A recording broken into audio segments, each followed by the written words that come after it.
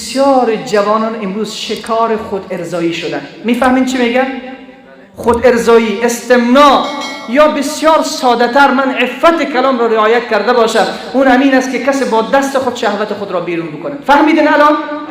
شکار خود ارضایی شدن. عزیز من، تو پشت درمان میگردی، بسیار جوانان میگن ما در بدن هستیم، به این مرض معتاد شدیم. جناب مولانا راهی بیرون رفت وجود دارد. بله عزیز من، راهی بیرون رفت وجود دارد. خودت اگر انتخاب بکنی، خودت اگر از این نسخه استفاده بکنی، امروز بیرون میشوی. در چند دقیقه میتوانی از این معتادیت و از این مرض مهلک که گناه هست، نارضایتی الله هست، نارضایتی رسول الله هست، بدنت را تکه و پارچه میکنی، تمام سیستم های بدنت از منفعت گیری جام میماند، زیبایی های چهرهت زشت میشود. اگر میخواهی از این نجات پیدا کنی، آسان است. اون همین است که ببین چی تو را به این سمت میکشاند. موبایلت، کامپیوترت، رفیقت، نگاهت، چی تو را به این سمت کشانیده است.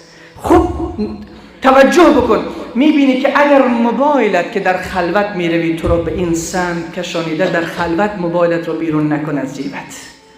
اگر کامپیوترت فیلم‌های مبتذل تو را به این سمت کشیده، استفاده اش نکن. اگر رفیق تو را به این سمت دعوت داده، ترکش بکن. اگر نگاهات تو را به این سمت کشانیده، ترکش بکن. و در ضمن از که کمک بیر با آواز بلند. جوان، این خیلی خرابت میکنه. جوان، این باور بکن خیلی به ارزشت میکنه. جوان جرأت را از تو میگیرد. جوان زیبایی چهره از تو میگیرد. قوتت از بین میرود. دست پایت لرزه پیدا میکند. جوان، اللهت را ناراض میکند. بیا دست از اینها برداری. این خود ارضایی در حقیقت دفن کردن خود انسان رو با دست خودش است. پس نگو که نمیشود. در چند لحظه میتوانی با این خدا حافظی بکنی. فقط از الله کمک بگیر و هرچه پولی که تو را به گناه وصل میکند، اون پول را دیگر خراب کن. پولی که تو را به گناه وصل میکند، اون پول را خراب بکن. از اون پول استفاده نکن. امروز غذاهای لذیذ، انرژی زاها، قوت زاها بخور که من قوی شوم. خود تو ازدواج کرده؟ نه، مثل این مجرد باش. بزرگی از بزرگان دین حرکت میکنند، میرود در صحرای گرم و سوزان با چند تا از یاران و دوستانش.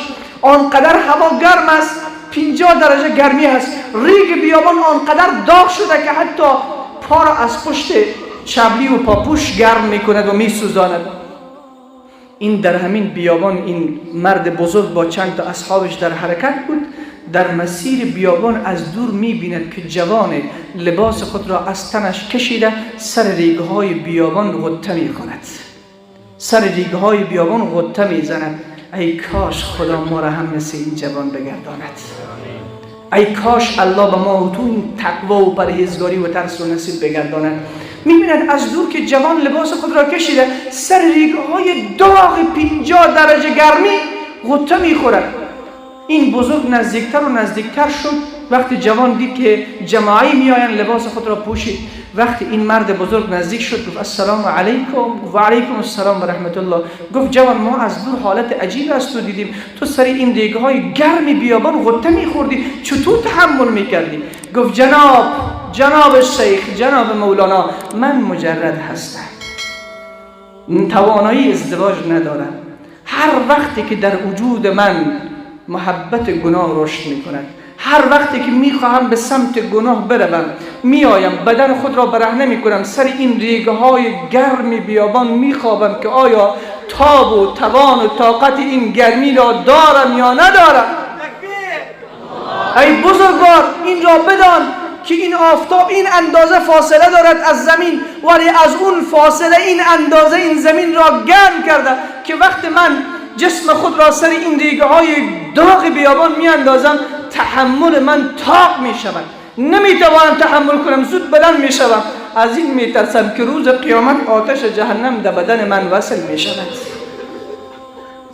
آتش جهنم به بدن من وصل می شود. این را اندیشیدی، فکر کردی که در گرمای سوزان بتوانی بدنت را برهنه کنی و به ریگهای گرم بیابان یا در سنگها غطه بزنی و جسم خود را وصل بکنی، در حالی که اون اندازه فاصله دارد این آفتاب. این آفتاب نورش چی است؟ آتش جهنم شوخی نیست عزیز من. گفت هر وقتی که می آیم پوست های خود را به این ریگ بیابان می مالم، می بینم که طاقت ندارم، به سمت آسمان نگاه می کنم که خدایا خودت دست مرا بگیر، خدایا مرا آلوده نکن که من از آتش جهنم تو ترس دارم. عزیز من، اگر این تقوا امروز در وجود من و تو می بود، اگر این تقوا در وجود جوان من و تو می بود، اگر این پرهیزگاری و خداشناسی و خدا ترسی را من و تو می داشتیم، آیا قرآن من و تو را آتش می زدن؟